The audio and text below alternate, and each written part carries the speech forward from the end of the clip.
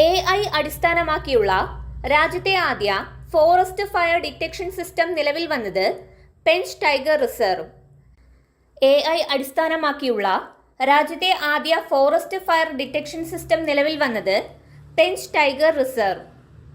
രാജ്യത്തെ ആദ്യത്തെ astro tourism പ്രവർത്തനമാരംഭിച്ച സംസ്ഥാനം ഉത്തരാഖണ്ഡ്. രാജ്യത്തെ ആദ്യത്തെ ആസ്ട്രോ ടൂറിസം പ്രവർത്തനമാരംഭിച്ച സംസ്ഥാനം ഉത്തരാഖണ്ഡ്. സ്ത്രീ യാത്രക്കാർക്ക് തീവണ്ടികളിൽ സഹായം നൽകുക, സുരക്ഷ ഉറപ്പാക്കുക എന്ന ലക്ഷ്യത്തോടെ റെയിൽവേ ആരംഭിച്ച പദ്ധതി മേരി സഹേലി.